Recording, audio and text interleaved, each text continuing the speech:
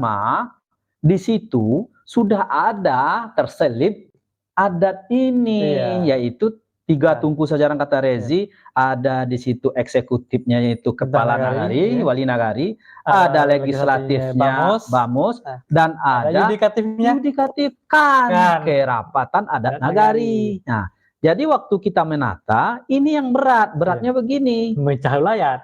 Memang nagari. Kerapatan adat nagari menyangkut kepada ulayat. Nah, jadi ini pemahamannya susah sehingga kita banyak dapat tantangan tapi terutama dari terutama dari kalangan ini mama. Setelah dicerahkan alhamdulillah. Iya, tentu perlahan-lahan kita jelaskan apa itu sebenarnya pemerintahan. Mungkin perlu kita sampaikan juga di sini Pak Edi. Nanti pemerintah daerah ini semua kita perhatikan bersama. Kita setelah mengunci sebenarnya, tapi seharusnya diperdakan juga oleh pemerintah daerah. Kita tidak akan memekarkan kan yang 19 itu. Karena itu kesepakatan. Karena di Undang-Undang Desa ada peluang itu. Di pasal 95 itu bisa membuat lembaga adat baru. Tapi itu sudah kita kunci. Itu yang menyebabkan karena kita sudah kunci itu menyebabkan semua nagari mau. Jadi nagari yang 19 ini kan yang jumlah kannya juga 19 tetap 19 tidak ada pemekaran. Kita mekarkan. Kalau dimekarkan nanti siapa pemerintah daerahnya, baik DPRD maupun pemerintah daerah berdosa nanti. Karena itu sejarah gitu. Saya berdosa saya bilang. Karena berdarah untuk itu berdarah soalnya. Untuk memekarkan itu berdarah.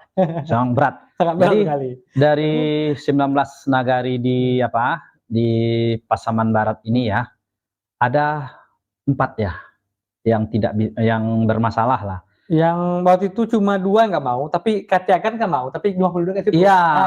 Itu artinya ada 4, 1 Katiagan. Katiagan mau kita mekarkan jumlah penduduknya tidak cukup dan tidak memenuhi syarat lah. Minimumnya cukup. Yang kedua daerah Nagari Kapar ya. Kalau Nagari Kapar kebanyakan Nini Mama ya, Nini Mama belum memahami. Mungkin apa loh? Dalam proses mungkin. Masih dalam proses pemikiran mungkin. Kemudian yang ketiga Air Bangis ya. Air Bangis kita juga coba solusikan sampaikan semuanya kan kita. Mungkin sekarang belum mungkin, tapi suatu saat mungkin bisa jadi kan. Dan terakhir Sinuri. Itu kan terjadi sebenarnya itu. Nah, waktu kita sudah oke, cuma terbentur persoalan internal mungkin, terutama batas. Jadi makanya saya masih ingat ya, penataan nagari ini kita pertama sekali kan kita di SK-kan oleh Bupati terbentuknya nagari persiapan ya. Persiapan. Sebanyak 72. Ya, nagari persiapan yang sama 72. Nagari persiapan inilah cikal bakal menjadi nagari definitif yang akan dikeluarkan registrasi. Jadi finalnya penataan nagari ini, pemekaran pemerintah nagari ini yang pertama kan kita melakukan penataan itu diawali dengan pemekaran. Menetaskan telur ya. Jadi setelah keluar dari inkubasi tentu menetas. Jadi proses penetasannya telur pemerintahan nagari ini memang berat. Jadi dari 72 ini tentu harus kita siapkan persyaratannya. Persyarat salah satu itu persyaratannya jumlah penduduk yang dilampirkan dengan KK. Luas wilayah, kemudian batasnya mana saja nagari batas administrasi. Semua persyaratan ini sangat sensitif karena ini wilayah menyangkut wilayah tadi. Karena nagari di Sumatera itu mengenai wilayah. Ini yang menyebabkan kita sangat sensitif. Makanya waktu itu ada persyaratan jumlah penduduk yang tidak cukup, kita carikan solusinya. Salah satu solusinya karena kalau dia dalam satu nagari yang dimekarkan, kita akan pinjam dari nagari-nagari lain kakaknya. Kita buka-bukaan aja di sini ya. Jadi kenapa? Kan saya bilang ada yang disuruh dari rantau ya. Jadi kalau ada keluarga di rantau, kita berupaya melengkapi persyaratan yang 3 ini.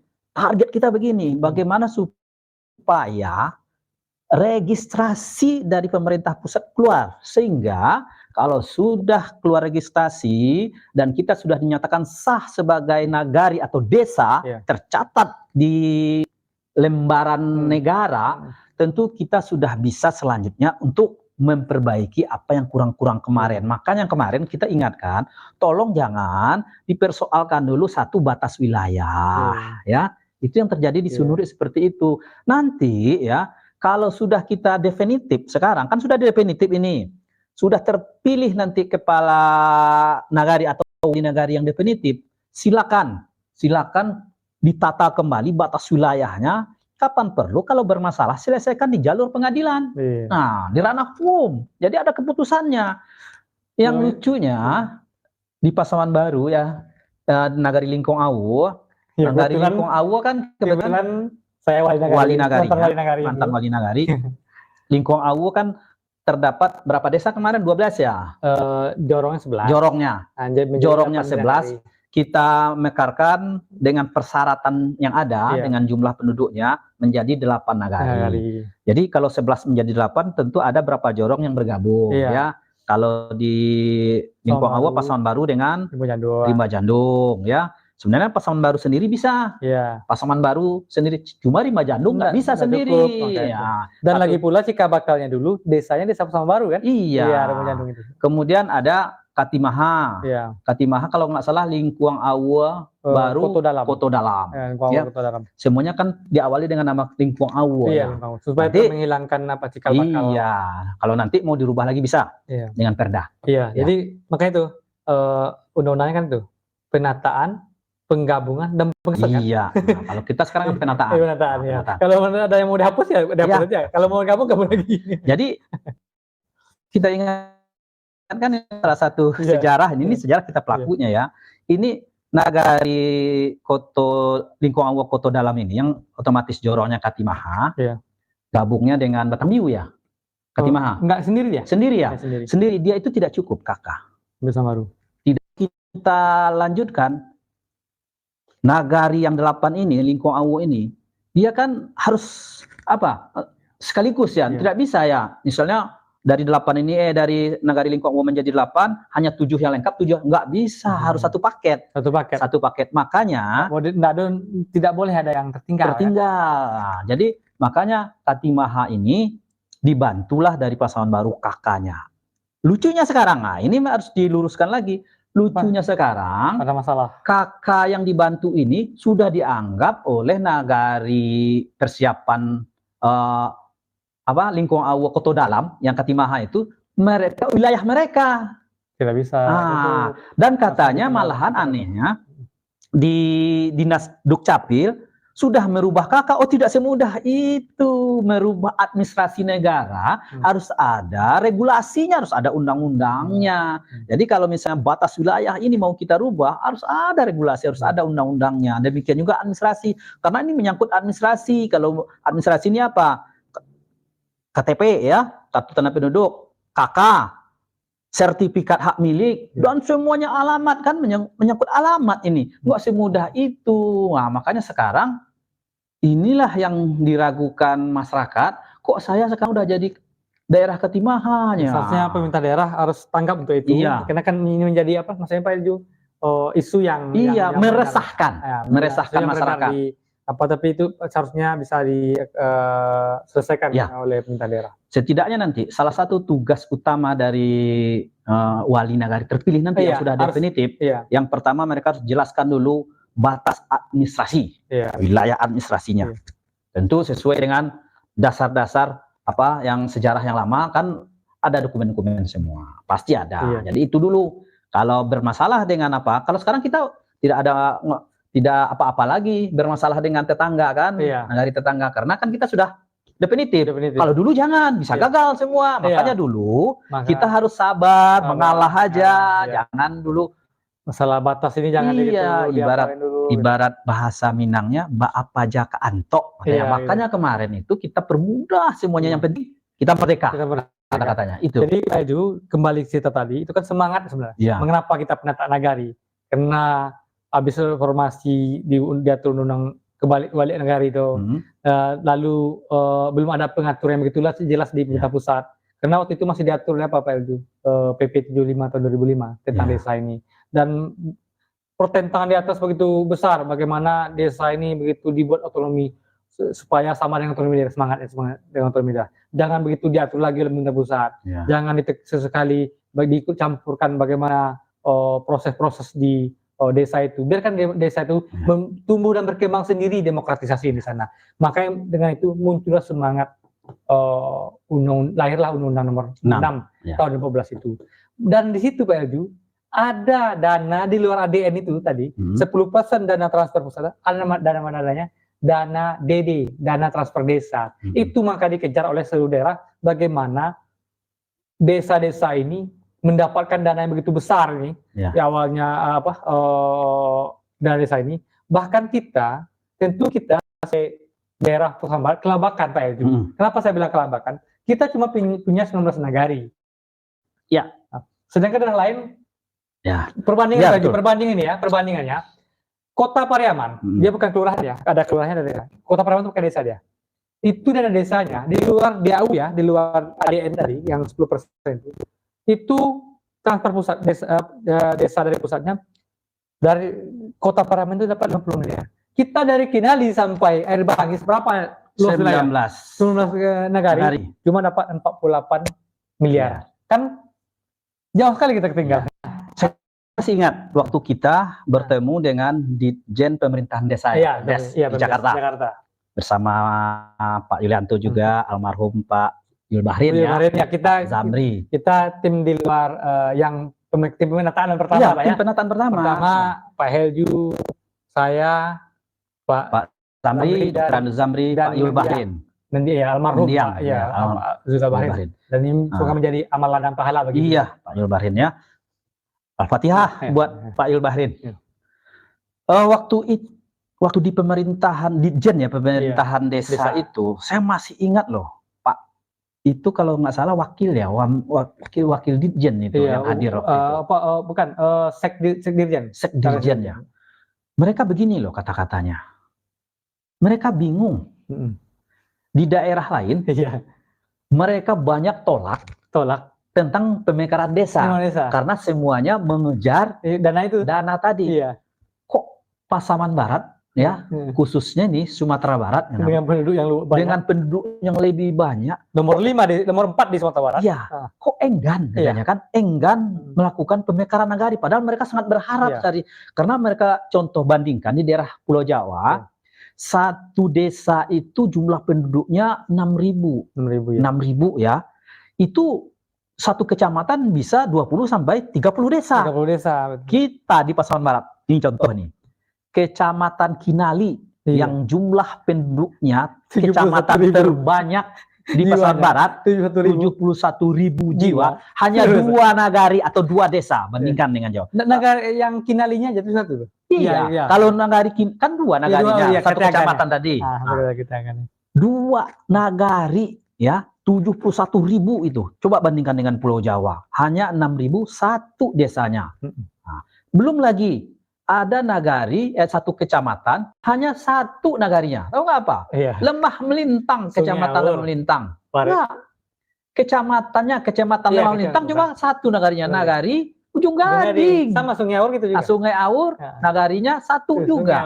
Artinya satu kecamatan. Kota Balingka juga sama? Ya, satu kecamatan, 1 desa.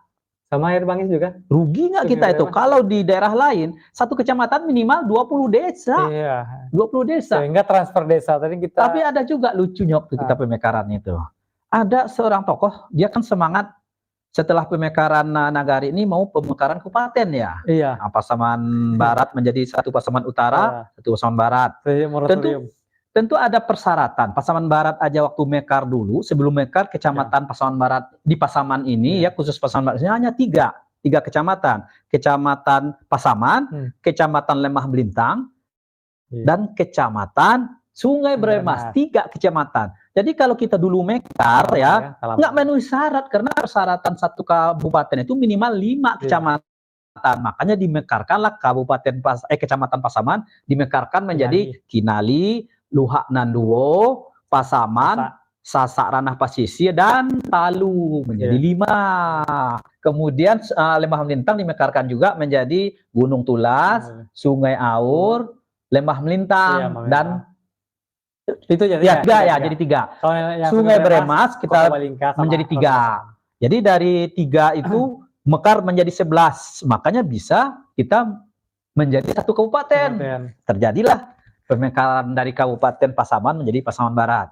Kalau Pasaman Barat ini dimekarkan, tentu salah satu syarat dari kabupaten yang rencana mau dimekarkan itu minimal juga harus 5 kecamatannya. Kecamatan itu di bawahnya desa. Satu kecamatan kan ada kata minimalnya juga. Kalau sekarang, kalau di undang-undang itu kan minimal 5 juga. 5 desa, 1 kecamatan. Jadi ada juga nih tokoh pengen melakukan pemekaran kabupaten, tapi menolak pemekaran nagari. Kan lucu waktu itu. Kalau nagari gak dimekarkan bagaimana? Bagaimana caranya? Ya. Jadi itulah liku-likunya ya. Jadi waktu itu kan karena semangat tadi Pak Elju, sebenarnya kan kita kan waktu itu kan belum ada Permendagri. Ya. Kita kan yang membuat ini kan tahun 2016. Ya. Permendaginya ada kan tahun 2017. Permendagri 1 tentang penataan. Jadi kita sebenarnya sambarnya udah curi start dari cepat. Ketika melihat ada peluang. Ya. Nah, momentum. Karena momentum peluang itu banyak Pak Elju. Ya. Tapi momentum itu hanya 1 kali datangnya. Ketika melihat ada momentum ini dengan semangat Undang-Undang Nomor 6 tahun 2015 ini, maka kita bersepakat punya daerah untuk melaksanakan. Jadi sebenarnya di zaman kita semuanya sudah final ya, sudah final semuanya. Tinggal menunggu registrasi saja, register dari pusat. Karena ada moratorium. Karena kan Indonesia kan ada wabah pandemi ya, sehingga ada moratorium selama dimundurkan 1,5 tahun atau 2 tahun. Dan sebenarnya udah final semua. Udah selesai semua. Tinggal menunggu aja. Makanya ketika selesai moratorium, semuanya keluar bersama sama aja. Se-Indonesia keluar semua. Jangan nanti ada pula yang mengaku pahlawan-pahlawan kesiangan nih. Pas keluar, di zaman kami baru selesai pengurus. Nggak ada semua itu, udah selesai. Di zaman kami semuanya sudah selesai, tinggal menunggu. Karena terjadi pandemi. Bahkan beberapa kegiatan negara pun kan ditunda. Jadi tahun berapa keluar registrasi nagari kita? Tahun 2022 ya? 2021. 2022. 2022. Tahun 2022 registrasinya keluar. Sebanyak 52 ya? 70 semuanya. 70? Iya, 2 kali tahap karena kan yang pertama. Iya. Jadi dari 70 berarti ada 2 yang gagal dong? 1 yang gagal. 1? Iya. 71. 1 yang gagal. Berarti 71 ya? Iya, Tinggam aja yang gagal. Tinggam yang gagal ya. Nah, mudah-mudahan lah Tinggam ini bisa kita selesaikan. Ya waktu itu kan masalah internet itu. Nagari. Tinggam, Air Bangis ya. Air Bangis, Kapar. Saya rasa Air Bangis dulu mau itu. Silawai udah siap sampai kita. Mau clear itu. Cuma ya tentu dalam secara prosedur tentu dari persoalan dari Bamus. Bamus nggak ada rapat tentu gimana kita bicara. Itu nama demokrasi tadi itu. Otonomi desa itu munculnya cuma itu. Kita pun minta daerah tidak bisa masuk. Kenapa? Kita paksa pun tidak bisa.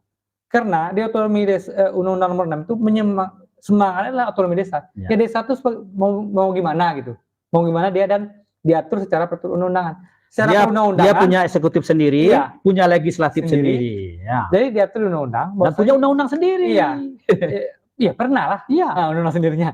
Jadi mereka itu Bamusnya, kita kalau menentukan negara soalnya Bamus. Bamus itu kan waktu masyarakat. Betul waktu itu Bamus enggak. Jadi sekarang tahapan, nggak tahu kita kan. Sebagai informasi, setelah keluar registrasi ini nomor nomor dari kalau desa ini kan diregister, dinomor oleh lembaran negara. Jadi sudah keluar nomornya, berarti sudah tercatat. Kalau negara nanti mau membagi anggaran Indonesia ini udah ada nama kita. Iya di situ. Udah ada. Dengan register tadi. Udah punya hak gitu. Berapa orang segitu pula. Iya, segitu pula kita. Jadi tergantung sekarang wilayahnya, tergantung penduduk dan sebagainya. Sekarang tahapannya kita kembali ke penataan. Tahapannya sekarang yaitu kan sebelum adanya wali nagari definitif kan diangkat PJ, pejabat sementara PJS, pejabat sementara. Tugas PJ ini kalau tidak salah rohnya cuma 2. Rohnya cuma 2. Nggak macam-macam yang lain. Tidak ada urusan masalah kependudukan apa. Nggak ada lagi. Tugasnya cuma 2. 1. Tugas pertama dari PJ ini membentuk Bamus. Membentuk Bamus. Tugas pertama itu. Yang kedua melaksanakan Pilwana. Pemilihan wali nagari. Itu aja. Menarik juga nih. Jadi sekarang Bamus sekarang kan. Yang anehnya registrasi kita jauh lebih cepat dari daerah-daerah lain yang keluarnya. Kita termasuk cepat loh. Tapi kok daerah lain, Saudara Rezi, lebih dahuluan selesai mereka. Kira-kira ini menurut Rezi nih pandangannya, di mana nih persoalannya ini di Pasaman Barat ini? Kalau saya melihat ini saya secara objektif ya. Suka tidak suka itu tergantung sama pemirsa nanti kan. Tapi saya berdasarkan objektivitas tidak memihak ke sana, tidak mementingkan sini, tapi ini menjelas pandangan saya secara akademik juga. Dan yang tentu Pak Elju, yang pertama kita melihat setelah kita ini nagari persiapan definitif, tentu yang pertama PJ Wali Nagari harus menyiapkan bamusnya. Ya. Menyiapkan bamusnya, setelah itu menyelenggarakan pilwana. Ya. Lalu di samping menjalankan pemerintahan administrasi sehari-hari sementara gitu. Kita melihat itu kan di pengaturan itu tidak dikatakan berapa tahun bamus itu harus dibentuk 2 tahun setelah pemilihan, setelah definitif atau 3 tahun, nggak ada. Cuma bentuk bamus, bentuk peluna. Maka itu yang terjadi tergantung political will sekarang. Kalau tidak salah begini loh, waktu diangkat pejabat sementara Wali Nagari, dia kan kalau pejabat sementara batas waktunya kan 6 bulan. 6 bulan bisa diperpanjang, bisa diperpanjang. Dan tidak bisa diperpanjang lagi. Iya.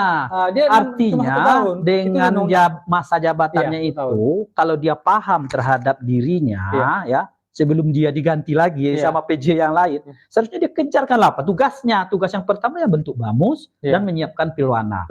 Cuma sekarang kan yang banyak gonjang-ganjing begini, pembentukan bamus baru pembentukan bamus saya sudah banyak.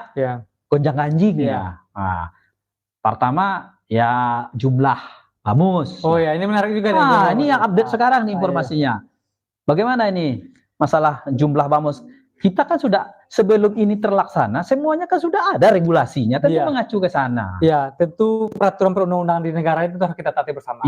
Di samping mungkin ada kebutuhan-kebutuhan yang diskresi atau gimana lah yang untuk mengenai situasi yang terjadi di intinya dalam undang-undang kan ada hierarki hukum. Iya, ada. Jadi undang-undang yang dibawa tidak boleh melanggar undang-undang yang lebih tinggi. Lebih tinggi, betul. Itu intinya.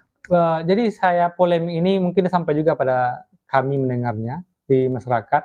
Memang tugas sebelumnya Pak Ju sebelum ke sana, PJ ini bentuk bamus dan pilwana kan, menyelenggarakan pilwana. Daerah lainnya selesai semua dong. Iya. Sumbar aja yang belum. Jadi intinya bukan ada mengatakan, saya segelintir juga yang mengatakan tahun sekarang bamus, tahun besok Wali Nagari, tahun besoknya lagi apa gitu. Nggak ada dalam peraturan perundang-undangan harus mengatakan 1 tahun ini, nggak ada. Cuma tahapan yang ada. Tahapan ini, bamus. Tahapan kedua yang gini. Intinya kalau kita membentuk itu penataan itu makin cepat kan makin baik. Bukan diundur-undur. Kenapa gitu Pak? Makin cepat makin baik ya? Itu yang saya setuju. Karena Nagari ini dia harus punya RPJM NAK. RPJM NAK itu adalah visi misi Wali Nagari untuk 5 tahun ke depan ya. Sekarang nggak ada RPJM. Saya pastikan sekarang seluruh Nagari di Pusang Barat tidak ada RPJM NAK kecuali yang 3 tepi ini udah buat RPJM NAK-nya. Sinurui, Mandi Angin dan Kapar. Nah itu mungkin dah RPJM NAK dah Wali Nagari yang lama ya. Yang baru. Oh, udah definitif. Iya. Jadi kembali masalah ini kan gonjang-ganjing, ribut. Karena semuanya PJ kan? Iya, ribut tentang bamus ya. Itu mau diarahkan kemana Nagari ini kan? Beberapa daerah ya Nagari ada bamusnya berjumlah 5. Iya. Kan? Oh ini menarik juga. Iya. Kemudian beberapa daerah menginginkan di Nagarinya jumlahnya 7. Sebenarnya ini sudah ada nggak regulasinya? Silakan. Sebenarnya regulasi sudah ada. Bahkan itu Undang-Undang Nomor 6. Di Permendagri Nomor 110 tentang bamus, kalau Permendagri bukan tentang bamus ya, tentang BPD. Kita namanya bamus, Badan Musyawarah di Sumatera Barat ya. Permendagri 110 tentang BPD itu mengatakan itu sudah ada jumlah penduduknya. BPD itu adalah Badan Permusyawarah Desa. Desa ya. Nanti BPD Bang Nagari pula. Iya bukan. Nanti marah Bang Nagari kan. Jadi Pak Helju itu telah diatur di sana jumlah klaster-klasternya. 1.500 sampai sekian berapa bamusnya? 1.500 jumlah penduduknya penduduknya. Berdasarkan jumlah penduduknya kan sudah diatur. Bahkan ini diatur Permendagri ya. Jangan nanti ada yang bilang kan Perbu aja yang ngatur, Perbu nomor 14 yang ngatur. Tidak, Permendagri, buka Permendagri 110 itu pasal berapa ini? Saya dapat tadi itu pasal 5 kalau nggak salah. Itu telah ada Pak Elju Permendagri itu pasal 5 di Permendagri 110 itu mengatakan biar jelas ini. Iya, jika jumlah penduduk itu sampai dengan 1.500 itu 5 orang ya. 1.500 sampai 1.500 saja. Sampai 0 sampai 1.500 itu 5 bamusnya. Lanjut. Jumlah penduduk 1.500 sampai 3.500 7. Itu Permendagri. Jumlah 3.500 ke atas 9. 9. Di Perbup ada juga menyambungin itu dia selaras kan? Ya, Selaras. Perbup ini peraturan bupati. Peraturan Bupati nomor 14 Ya. tahun 2020 tentang pemilihan Bamus kan? Perda, nah itu yang itu bagaimana tentang Perda Sumatera Barat ini pemerintah nagarinya? Karena Perda kan masih mengacu Perda nomor 2 tahun 2018. Ya, Perda yang lama. Dijunto, diperbaharui menjadi Perda nomor 10 tahun 2019. Nomor 10 ini sudah ada sosialisasinya apa isinya, apa yang dirubah? Itu belum jelas ya? Yang katanya dirubah cuma persoalan mekanisme pemilihan aja. Mekanisme pemilihan. Iya. Bahkan kami waktu negara itu saya protes itu. Waktu itu ya ini kita buka pekan saja ya. Itu saya protes Pak Elju. Kami wali negari. Kami kira perdanya masih perda nomor 2. Padahal itu tahun 2020. Berarti tidak ada sosialisasinya. Ada waktu itu sama saya kami. Dan keluar aja junto perda nomor 10 itu. Maka itu bukannya persyaratan undang-undang nih kalau kita membentuk undang-undang sosialisasi lah. Naskah akademik. Iya, ada naskah akademik itu harus disosialisasikan. Ini bagian hukum gimana ini? Waktu itu ya, waktu itu. Jadi saya terkejut juga. Kan seharusnya sebagai wali negari, ini bukan mengada-ngada, tapi terkejut juga kenapa nggak tahu kami ada perda nomor, saya wali negari tahun 2011 saya sudah wali negari Pak Elju. Iya. Nggak ada, ternyata ada perda nomor 10 nih. Makanya saya nggak tahu sampai sekarang tidak ada sosialisasi, kemudian tidak ada dibagikan. Iya, nggak ada dibagikan. Seharusnya kan bagian hukum pemerintahan tugasnya itu kan.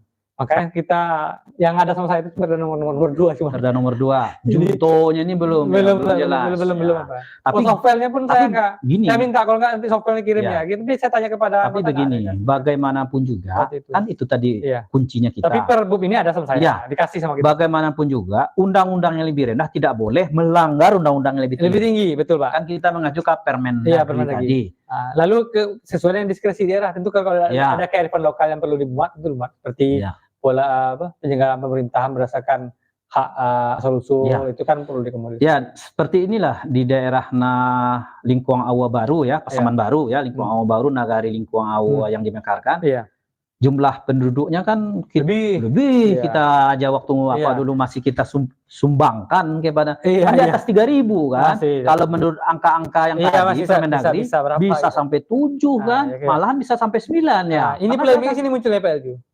Pemerintah daerah mengeluarkan surat edaran yang mewajibkan memang surat edaran ini bisa melanggar seharusnya aturan yang lebih tinggi. Surat edaran cuma mempertimbangkan. Kan menjadi pertimbangan. Surat edaran bukan undang-undang. Bukan. Lebih tinggi lah ya, Pak. Dimanapun artinya undang-undang kan peraturan. Bahkan di mahkamah pengadilan itu dikaji itu. Undang-undang ini tidak boleh melebihi tidak boleh melangkahi undang-undang lebih tinggi kan. Dan dia harus hanya surat edaran saja. Iya, surat edaran kabarnya itu.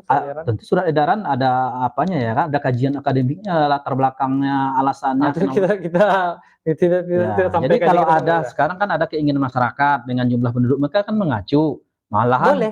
Malahan masalah ini mereka sudah ajukan ke DPRD ya. Boleh. Ke legislatifnya, legislatifnya malahan setuju merekomendasikan sesuai dengan Permendagri. Iya. Boleh. Karena seharusnya aturan yang lebih bawah itu cuma cara mempertimbangkan, tidak boleh mewajibkan. Kalau itu mewajibkan berarti kan tidak sama dengan semangat undang-undang nomor 6 tadi, otonomi desa. Kalau udah otonomi desa itu tidak bisa kemana-mana. Namanya otonomi, bukan dikotomi. Beda kan otonomi dan dikotomi. Beda.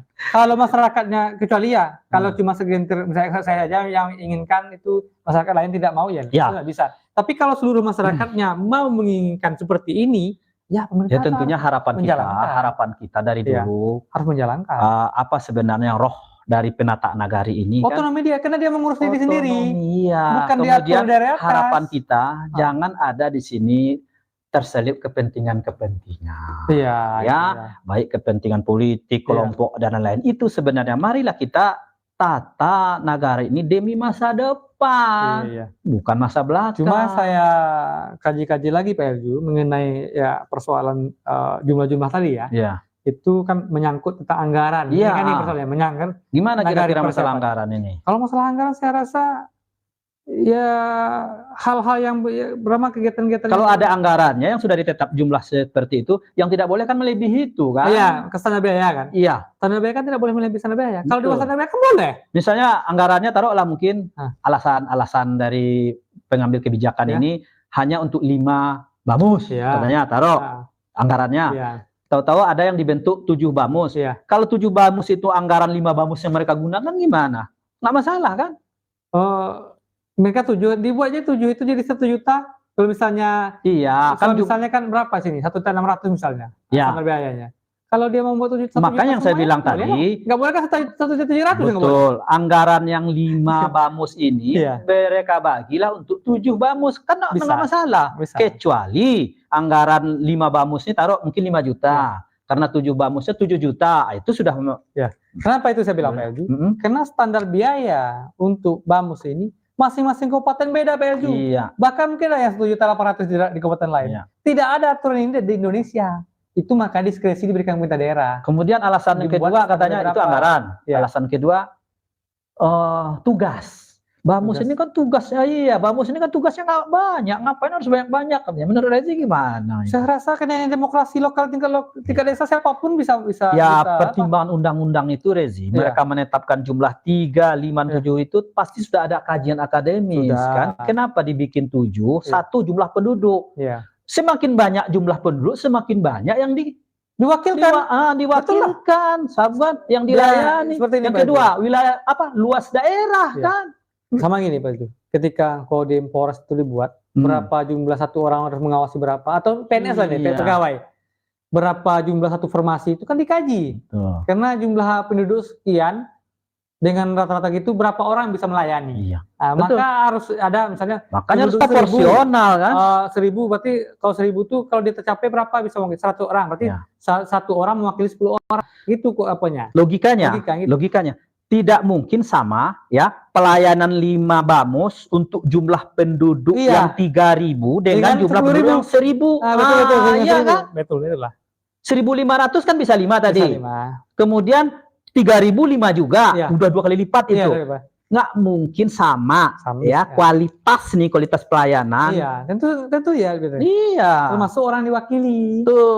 Karena dia kan bilang sama kayak formasi di CPNS atau peletakan personil lah, personil pengamanan. Itu kan satu batalion itu harus dikaji kan berapa dia bisa mengcover berapa wilayah dan berapa penduduk yang harus dilindungi. Sama dengan ini. Jadi ini menarik menurut saya. Soalnya kita enggak cuma seharusnya pemerintah daerah cuma dalam edaran seharusnya mempertimbangkan. Saya pun belum lihat soal edaran itu. Seharusnya mempertimbangkan tapi berapa isu yang beredar. Saya pernah lihat tapi enggak begitu saya baca betul kan. Sebenarnya begini.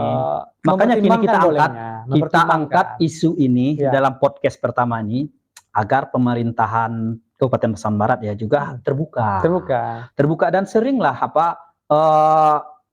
menyampaikan hal-hal informasi yang baru kepada masyarakat, baik melalui media sosial atau media-media lainnya kan. Demikian juga yang eksekutifnya, legislatifnya ya. Ya, seharusnya DPRD. Iya, saya dapat kabar juga seharusnya mengadakan hearing. Iya, hearing dan DPRD ini seharusnya ya kan ketika memang Nagari Persiapan ini udah mekar, ya kita tidak bisa harus nunggu dulu pemerintah daerah datang kepada kita. Pak buat perda. Kan ada inisiatif. Inisiatif aja langsung buat di perdanya. Ini masa pasif. Saya dapat kabar udah ada segelintir itu. Di perdanya belum ada. Di perda minta buat perda. Gimana caranya? Orang dapat berapa daerah dapat pemilih bagus. Seharusnya kita dengan ini harus cepat, harus mendului kan. Siapa memilih siapa. Tapi dengan saya sekarang Pak Elju, siapa memilih siapa sekarang terjadi. Betul. Bayangkan dulu ya, kalau kita nyimak tadi pembincangan kami. Kabupaten Pasaman Barat ini termasuk curi start dalam penataan kita pertama. Di suatu orang kita pertama. Ya. Kenapa setelah keluar registrasi? Datang semua lagi. Ya. Setelah ada registrasi ini, kenapa kita pula yang paling lama? Makanya mendiang Pak Nasrul Habib sering ke sini. Dia begitu senang karena dia karena dia merasakan waktu di Painan ya, Pesisir Selatan dan mendapatkan efek yang begitu bagus dari transfer desa itu. Karena begini, makin kecil lingkup wilayah yang dilayani itu, maka pelayanan akan cepat dan akan efisien, murah. Satu lagi, tentu kebutuhannya lebih sedikit dan uangnya kan begitu besar. Tujuan penataan nagari itu kan satu kemarin, masih sosialisasi kita mempercepat urusan administrasi kepada masyarakat, memutus rantai biar lebih cepat, lebih efisien. Waktu saya Nagari, wilayah saya sampai Pangkal. Pangkal itu sekitar 12 sampai 13 kilo PLG. Kalau dia, iyalah kalau dia punya punya kendaraan pribadi. Kalau dia nganter ojek berapa biayanya kan? Jadi tujuan kita itu biar pelayanan itu lebih dekat dan cepat. Jadi sekarang intinya ginilah. Ditambah dengan transfer desa itu untuk pembangunan. Hilangkanlah pemikiran kalau bisa dipersulit, ngapain dipermudah? Jangan begitu, baliklah. Kalau bisa dipermudah, ngapain dipersulit? Itu yang harus kita gunakan. Baiklah, Saudara Farezi, ya sudah hampir 1 jam ya kita podcast hari ini tentang penataan nagari. Ini mungkin yang pertama, bagaimana proses penataan nagari dan sampai registrasi. Mungkin selanjutnya kita akan buat lagi podcastnya tentang bagaimana mengelola pemerintah nagari ini ke depannya. Karena ada 3, saya ingatkan ya, ada 3 tadi, rohnya otonomi nagari, otonomi desa. 1, mengelola pemerintahan sendiri, 2, mengelola keuangan sendiri, dan 3, mengelola sumber daya alam sendiri. Bagaimana ini ke depannya, nanti kita bincang-bincang bersama. Mudah-mudahan podcast ini bagi seluruh pemirsa Pasaman Barat yang menonton bisa digunakan sebagai referensi atau menambah ilmu lah untuk bisa diterapkan, diaplikasikan di pemerintahan nagari Pasaman Barat. Terima kasih Saudara Farezi. Nanti kita atur jadwal lagi, dan podcast kita coba nanti undang narasumber yang lain ya.